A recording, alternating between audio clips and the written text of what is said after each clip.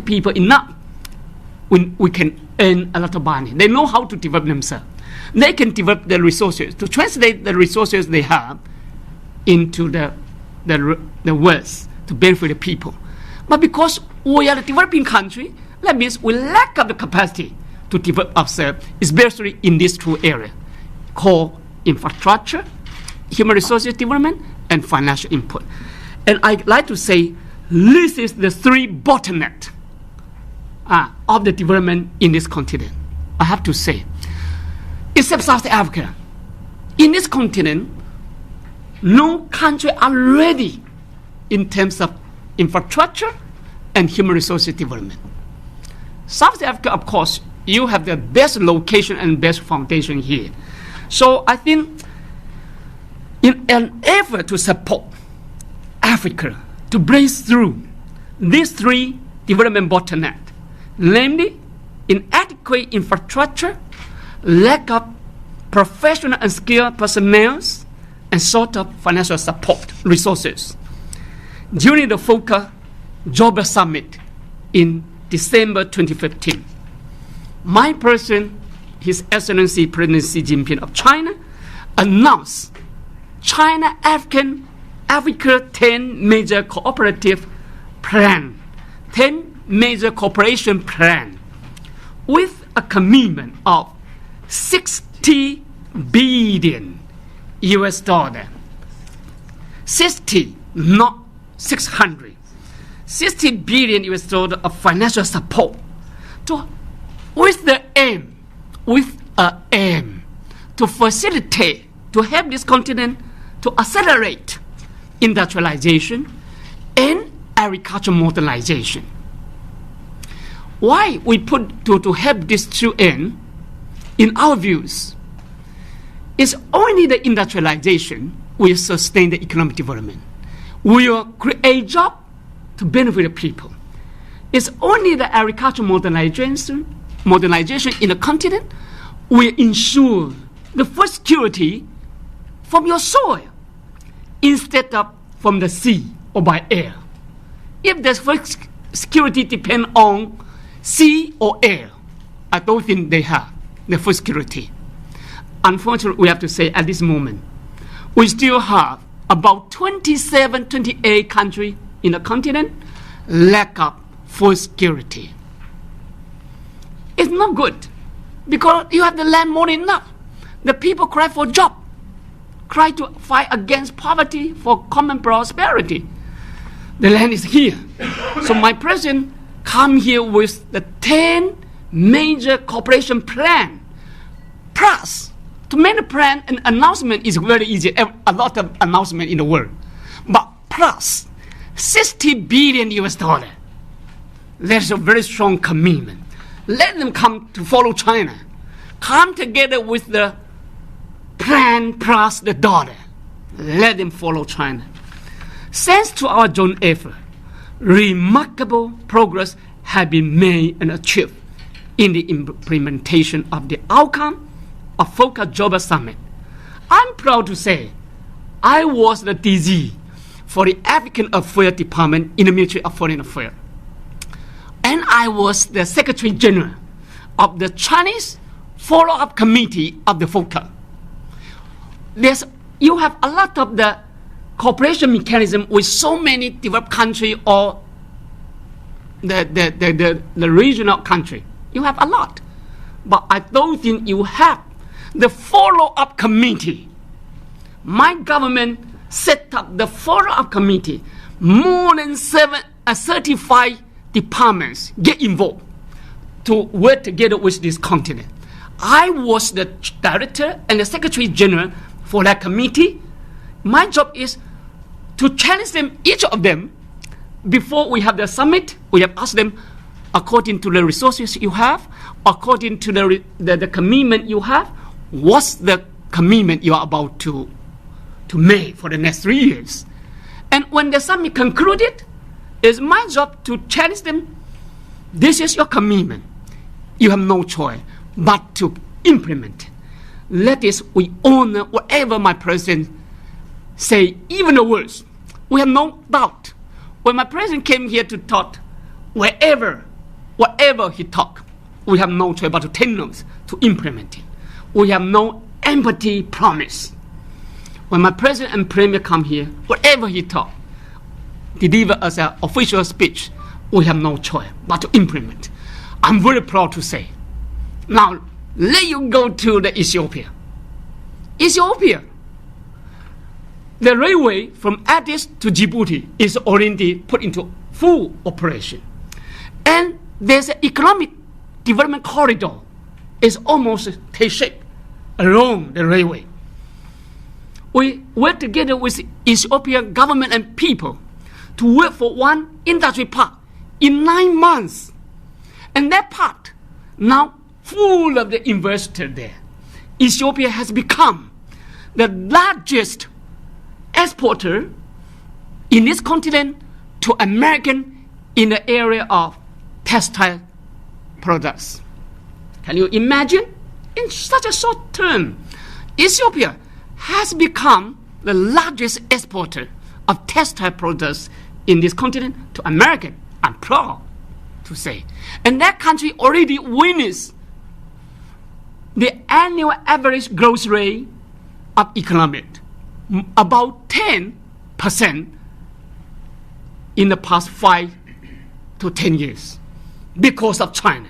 When whoever go to Addis, when they touch the airport, we are help them to modernize it. When they take the vehicle, they transport by the highway built by China. When you go to the parliament, the AU headquarters, of course, built by China. Wherever you go, you can see a lot of the project is visible.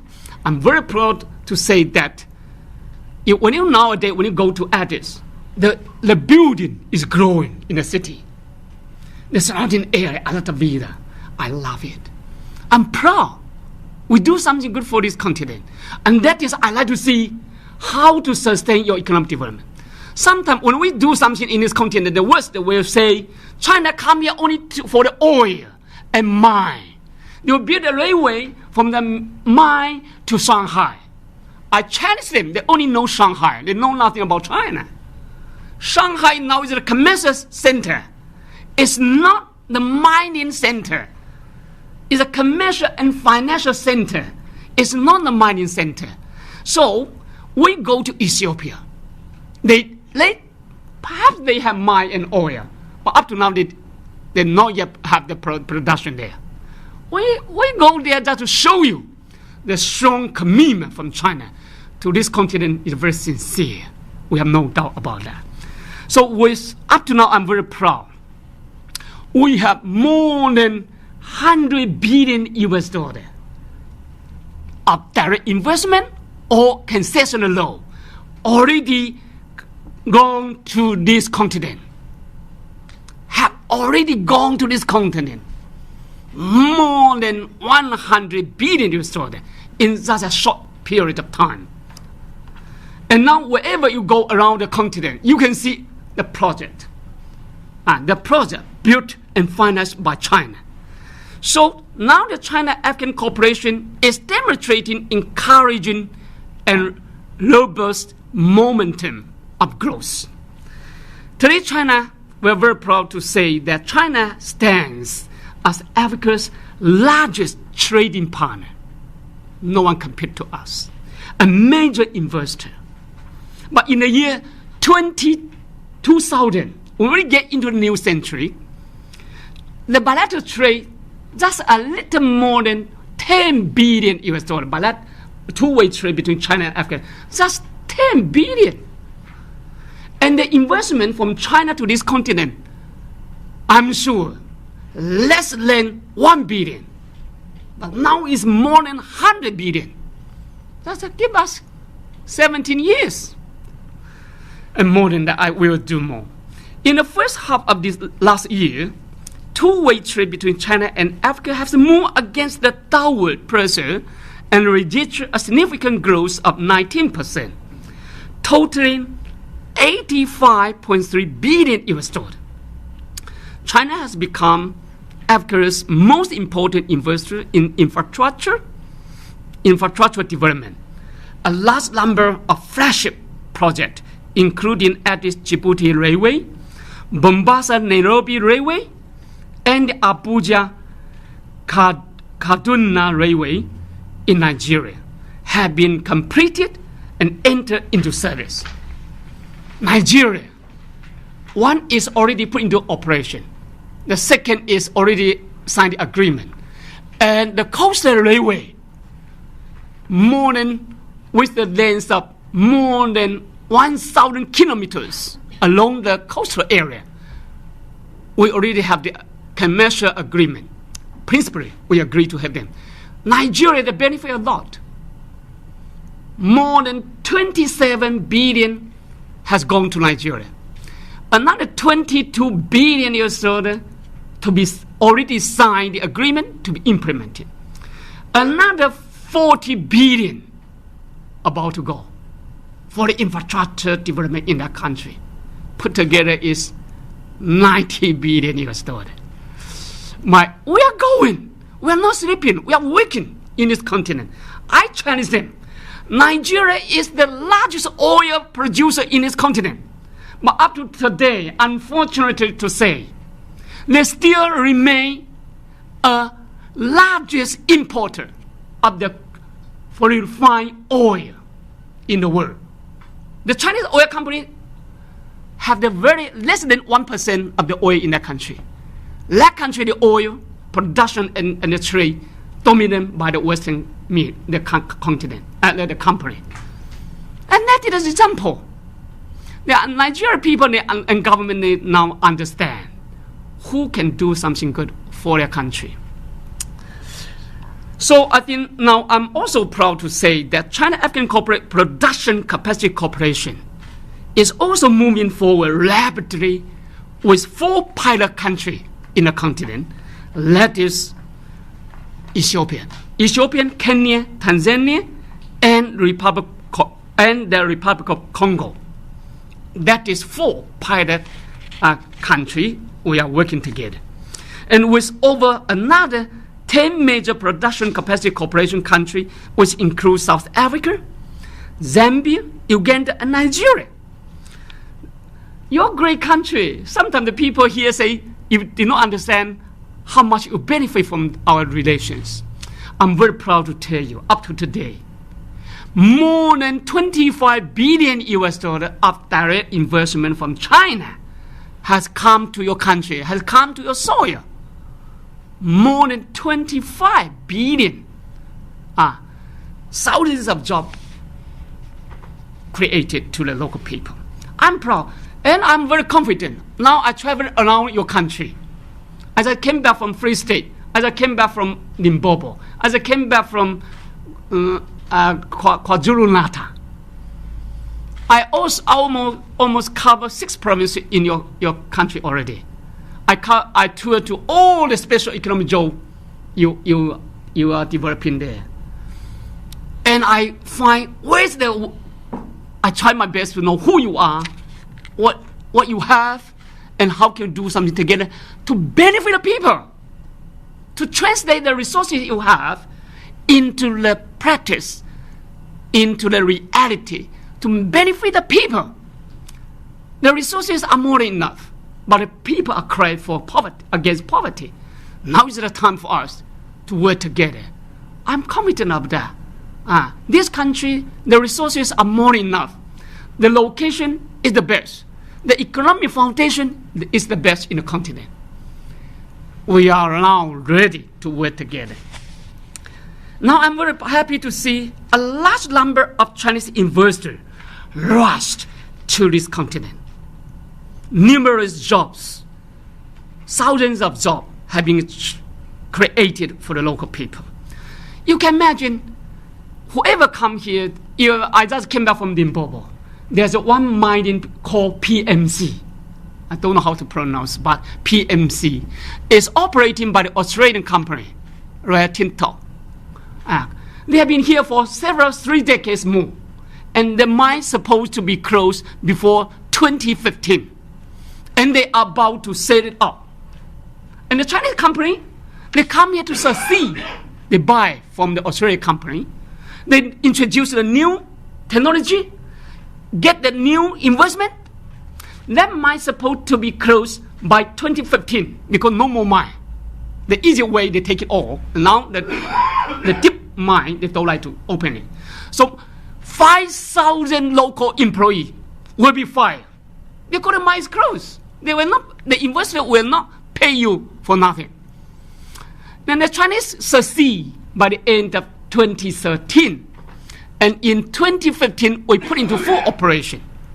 But now I'm very proud to tell you that because of new investment, new technology there, that operation extends to 2030 or 2038. I'm very proud to say. And that more than 5,000 local employees have their job. The community mobile benefit from that operation. I'm proud. And we also relocate one cement manufacturer in Limpopo. I challenge. That is the most modernized and green cement manufacturer in this country and in this continent. I'm very proud to say, let's go there to see. It's a green and modern cement manufacturer there. That is the model we have already set up in this country. So today, China-African cooperation is taking up a renewed momentum of growth, bringing benefit to and winning the support from all sectors of African society. China we strongly believe, without economic independence, there will never be true political independence.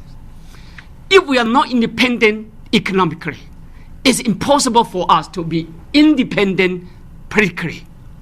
That is why we have made it the Chinese government's political commitment and correct choice. Make it as a political commitment and correct choice to sincerely and honestly to help this continent realize economic independence and then achieve complete political independence. That is our commitment. That is our correct choice to work together with the continent to fight for, starting from the economic independence and fight for the complete political independence. Our pursuit of equality, mutual trust, and mutually beneficial cooperation is the fundamental characteristics and the unique strengths of China's policy towards Africa. China will always pursue such a policy. Equality, mutual trust, mutual beneficial cooperation between China and Africa. In working with the African brothers, China never attaches any political strengths. We never attaches any political strengths. Never may others do things against their wills. Never interferes with others' domestic affairs. And never made empty promise to African brothers. China has never had any problem in exchanging information with African brothers and sisters. Therefore, we have absolutely no need to resort to such a despicable and disgraceful moves used by some certain countries to get information from others. We have no need to resort to such despicable and disgraceful moves used by some certain country to gather information from others. It's so. Live visuals there coming from the Taj Hotel in Cape Town, and the Chinese ambassador to South Africa, His Excellency Lin Songtian, at pains rubbishing allegations that the Chinese had actually spied on the African Union building in Addis Ababa in Ethiopia. In a nutshell, will China build and paid for the state-of-the-art African Union headquarters in Addis Ababa, and then but inserted a back door allowing it access to the organization's confidential information? Well, according to reports that we got, every night between midnight and 2 a.m., There was apparently a strange peak of data usage in the building, even though the building was entirely empty. And then upon further investigation, technicians noticed something even stranger, that the data, which included confidential information, was then sent to servers back in Shanghai. But then Mr. Lin Songtian rubbished all those allegations, and those visuals are coming to you live from Cape Town. Well, this is PM News Now. Thank you so much for tuning in. Let's now take a short break, and after the break, we'll have your headlines and sport.